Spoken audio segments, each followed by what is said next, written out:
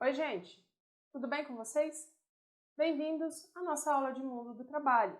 E hoje o nosso tema é renda variável e ações.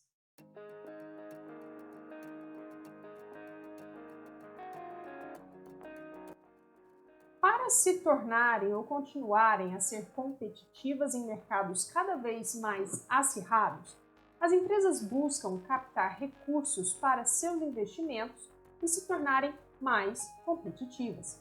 Elas fazem isso de algumas maneiras, captando de maneira interna, ou seja, através do reinvestimento de sócios no próprio negócio, aumentando suas porcentagens de participação na sociedade e nos lucros da empresa, pedindo empréstimos e financiamentos a bancos, angariando acionistas através da emissão de ações, debêntures ou outros títulos que permitem realizar esta captação de recursos necessários e cujo investimento retorna ao acionista depois de determinado tempo, seja como valorização destes títulos, seja com o pagamento de dividendos ou com ambos.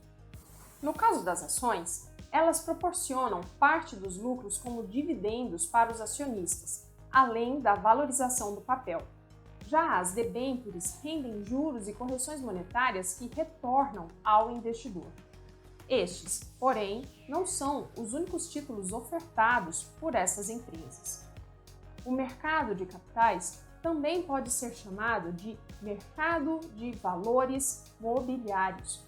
E essas e outras negociações ocorrem dentro da Bolsa de Valores.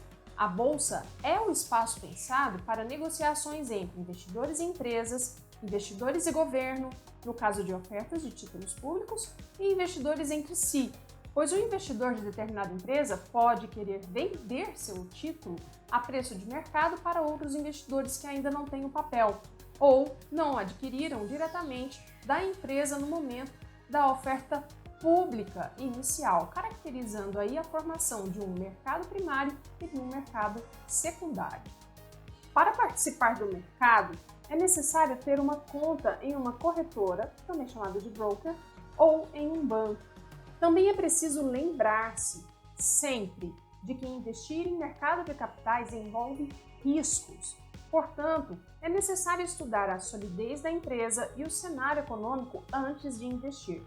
Cuidado também com contos do vigário, ou seja, verifique a credibilidade da corretora na qual está colocando o seu dinheiro, pois ela não só vai administrar o que você investe e o que cai de dividendos na sua conta, como também vai ter custódia dos papéis que você tem. Os títulos mais comuns negociados são ações, debêntures, cotas de fundos de ação, fundos de renda fixa, cotas de fundos imobiliários.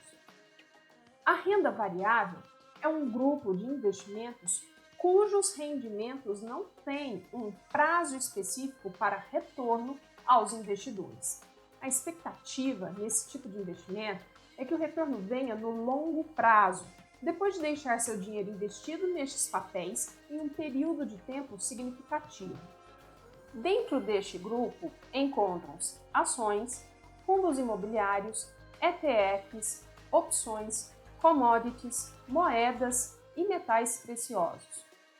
ETFs são fundos que replicam o desempenho de índices de mercado e que são negociados em bolsa de valores como se fossem papéis de uma empresa.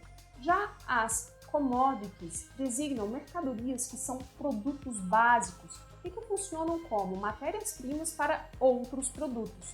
Suas características são produção em larga escala, capacidade de ser estocada, pouca industrialização e alto nível de comercialização, além de ter padrões de qualidade mundiais. Existem 4 grupos básicos de commodities: as agrícolas, que compõem, por exemplo, soja, café, laranja, milho, trigo, açúcar e algodão; minerais, que têm elementos entre seus elementos componentes petróleo, gás natural, etanol, ouro; ambientais, que têm componentes como madeira, água, geração de energia; e financeiras, dólar, euro, real, títulos do Tesouro Direto. O Brasil se destaca na produção de commodities agrícolas como café, soja, milho, cacau e laranja, mas também é um grande produtor de petróleo, minério de ferro e carnes, chamada por aqui de boi gordo.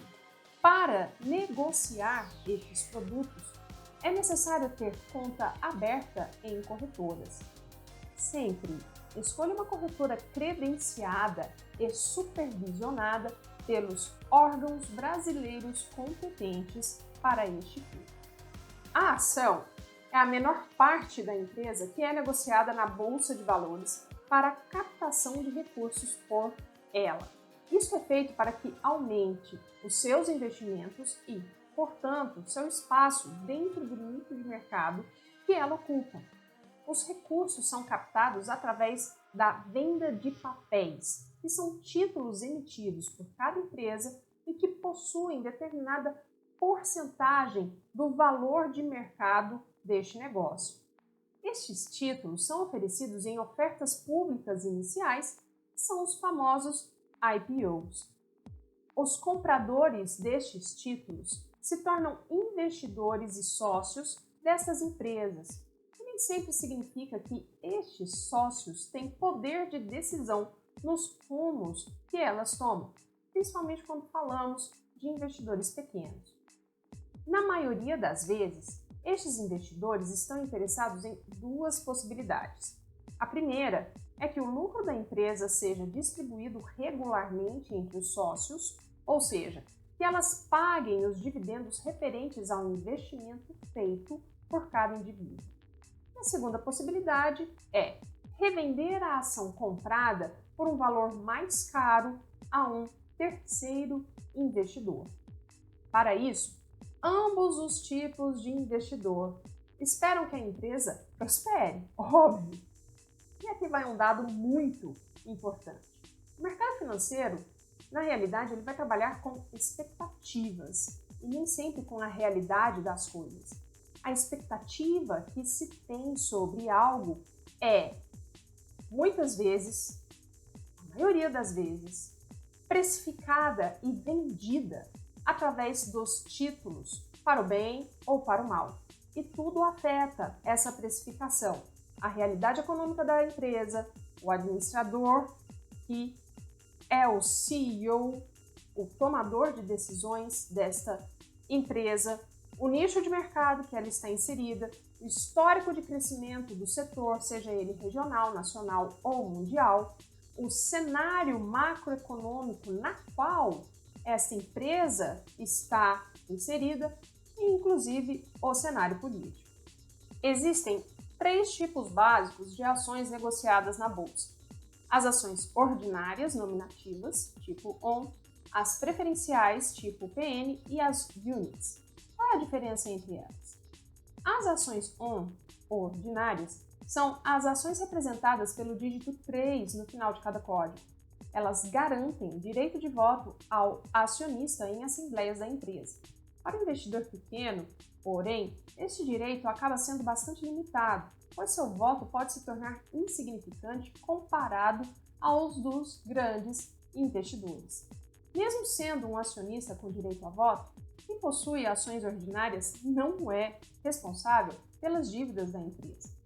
Caso o investidor possua ações ON de uma empresa e esta é comprada por outra, a companhia que está comprando a parte pertencente ao bloco controlador é obrigada a fazer uma oferta pública de aquisição das ações ordinárias pertencentes aos minoritários de, no mínimo, 80% do valor pago pela aquisição das ações do grupo controlador. Isso é chamado de tag-along, ou direito de ir junto, e é uma proteção legal concedida aos acionistas minoritários em operações de venda do controle da sociedade e que permite a eles a participação no prêmio de controle. A codificação das ações ordinárias é sempre feita com 4 letras mais o número 3. Por exemplo, o código ITUB3 significa que estamos falando de uma ação ordinária do Banco Itaú. Já as ações PN, ou preferenciais, são as ações representadas pelos dígitos 4, 5, 6, 7 ou 8. elas garantem preferência no recebimento de dividendos e, em caso de liquidação da empresa, seus proprietários têm maiores chances de recuperar parte de seus investimentos. Em geral, essas ações têm melhor liquidez que as ações ordinárias, embora elas não dão aos seus possuidores o direito de votar em assembleia e nem garantem o tag-along que os proprietários de ações ON possuem. Elas podem ser divididas em classes diferentes, o que gera códigos como PNA e PNB, por exemplo, dependendo das características específicas de cada empresa. Além disso, caso a empresa não pague dividendos por 3 anos consecutivos, os detentores deste tipo de ação passam a ter direito a voto nas assembleias. A codificação das ações preferenciais geralmente tem 4 letras e um dos números indicados. Exemplo, o código TRPL4 indica que estamos falando de uma ação preferencial da Companhia de Transmissão de Energia Elétrica Paulista. Por fim, chegamos às units. Não é exatamente uma ação. Ela é um pacote de classe de ativos que pode ser formado por ações ordinárias, preferenciais e bônus de subscrição. Esse mix permite que seus detentores adquiram alguns benefícios semelhantes às ações ON e PN ao mesmo tempo. É possível consultar a composição das units no site da Bolsa Brasileira B3. O mais comum no mercado é encontrar unit formada por classes distintas de ações e a codificação delas possui 4 letras e o número 11. Por exemplo, o código SAMB11 significa que estamos falando de uma unit do Banco Santander Brasil. Qual é o melhor tipo de ação? Depende da estratégia de cada investidor.